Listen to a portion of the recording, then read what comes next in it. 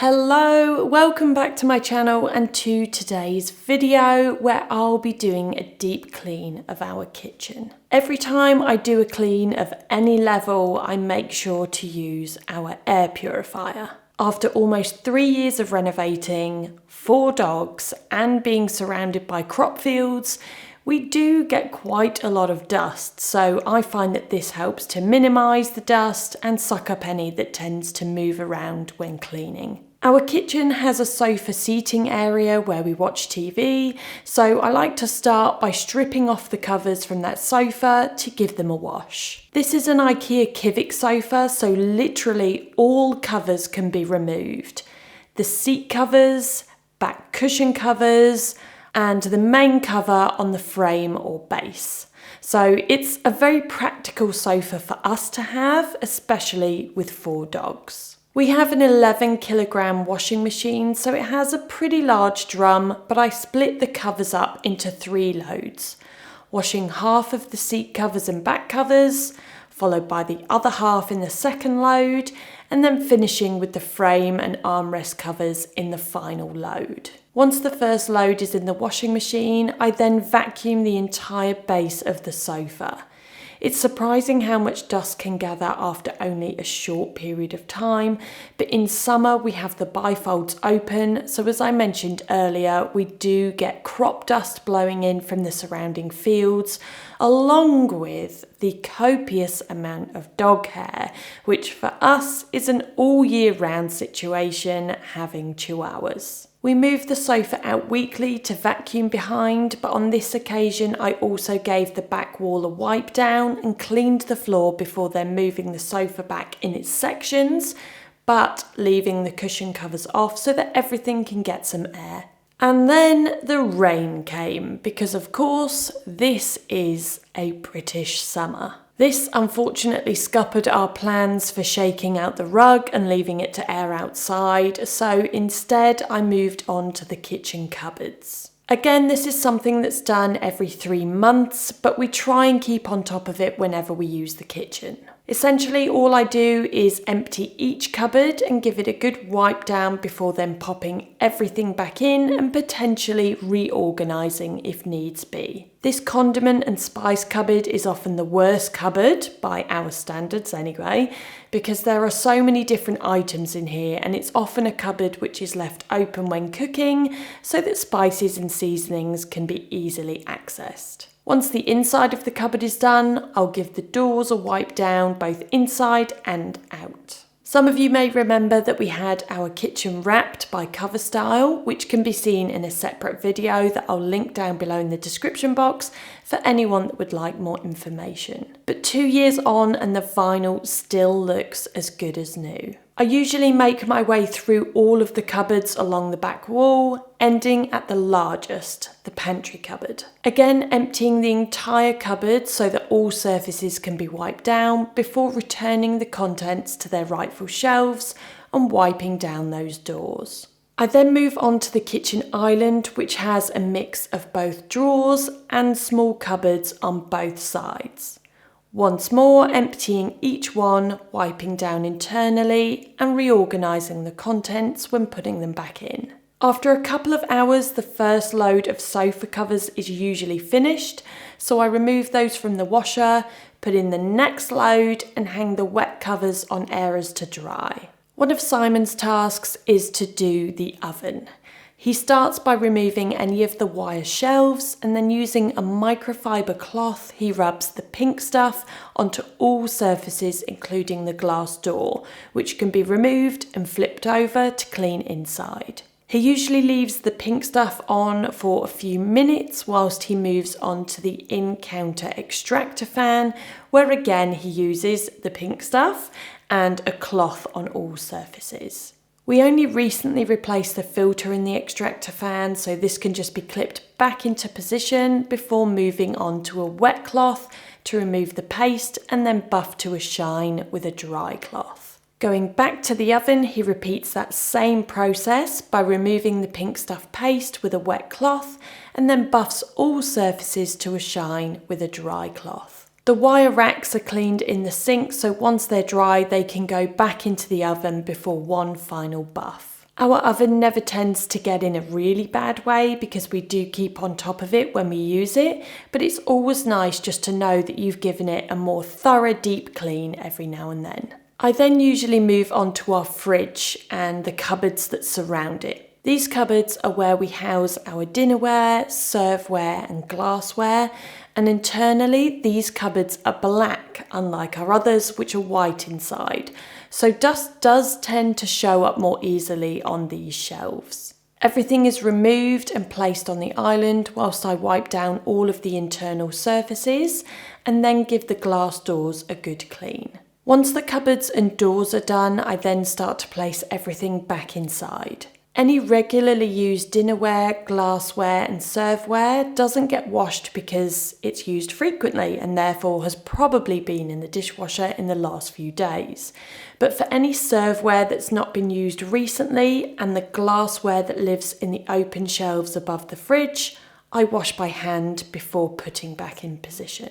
Simon pulls out the fridge so that I can get behind and vacuum the floor and give the walls and cupboard sides a good wipe down because these are areas that can accumulate dust and a few cobwebs. Finally, in this area, giving the fridge a deep clean. In the same way as I do with the cupboards, I empty the contents of the fridge and then wash all internal elements like the glass shelves, the produce doors and the door compartments, all before giving the inside of the fridge a wipe down with antibac spray and a fresh cloth. Once the fixtures are back in the fridge, the contents of the fridge will then go back inside and I maybe have a bit of a reorganise if needed. I top up the water tank for the ice and filtered water dispenser and then give the external parts of the fridge a wipe down, which then completes this area. Once I've finished any tasks that involve using the sink, I then move on to cleaning the sink. I use a magic eraser to remove any tea and coffee staining from around the drainage, and because we live in a hard water area, we keep on top of limescale during the week using Viacurl, which is recommended by the manufacturer of our sink, Luso Stone. The work surfaces are the last thing to be done in the kitchen itself because I use them throughout the process of cleaning to put the contents of the cupboard and the fridge on. Our countertops are quartz and I use a Method marble and granite spray cleaner and a soft cloth to wipe away any dust and buff them to a shine. Warm soapy water works equally as well, but it just means that you need to use a wet cloth then followed by a dry cloth. So I just prefer the ease of the spray. And it smells pretty nice as well. We forgot to do the hob earlier, but I used the pink stuff on a cloth, rubbing it in circular motions, and then switched to a damp cloth to remove the paste. A third cloth, dry, is then used to buff to a shine. So it's the same process as Simon used earlier on the extractor fan and on the oven. The final task of this first rainy day was to clean the internal glass doors that we have on two sides of the kitchen. I prefer to use a glass cleaner spray and a cloth rather than soapy water because the frames of our doors on both sides are wooden and water can make the wood swell and distort if it makes its way behind the glass. Our deep kitchen clean usually spans 2 days because our sofa covers always need time to dry overnight before putting them back on.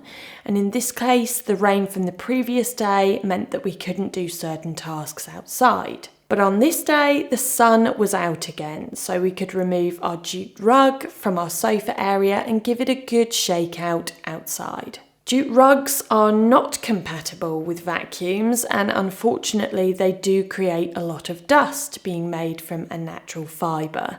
So they're not the most practical rug option and we are looking to replace this perhaps with something like a washable rug. But for now, whilst we have this one, we'll leave it outside on the airer just to get some air for a couple of hours, whilst I move on to cleaning out our bins. We have 3 bins which slot into an integrated cupboard in the kitchen, and these do get cleaned every week when it's bin collection day. In summer, it's ideal because I can just use our hose and some washing up liquid and clean them out in the garden, and then leave them to dry naturally in the sun for about an hour.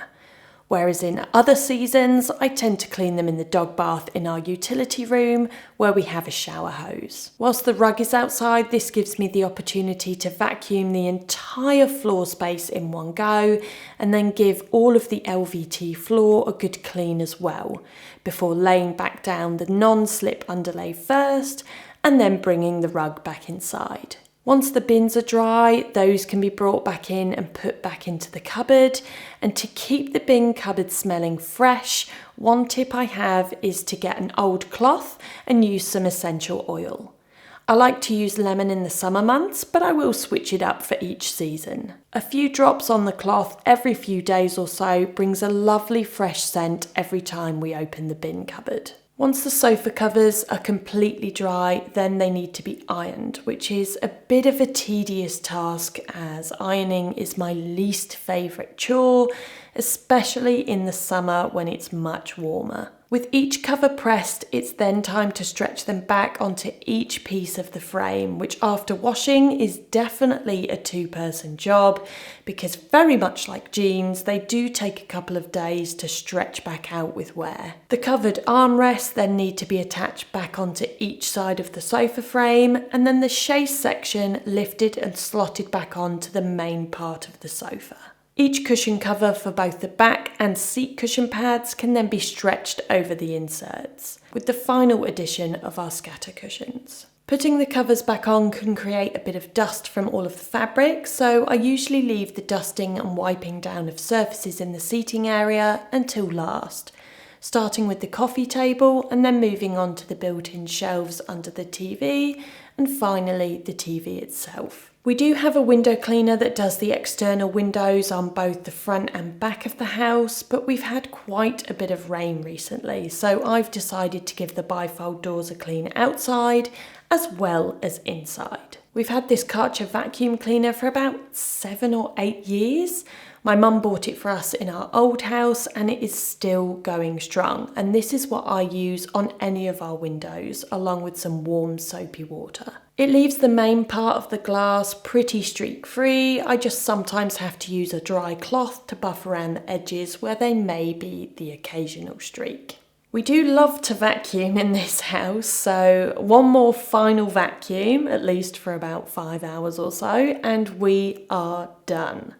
I'll leave the air purifier on for a cycle until it tells me the air is clean, and then I'll pop that back in the bedroom where we use that every night. For those of you who also enjoy a good clean, I hope you enjoyed this video, and if you'd like to see my cleaning routine for anything else, then do let me know down in the comments section below. But for now, thank you as always for watching, and I'll see you next time.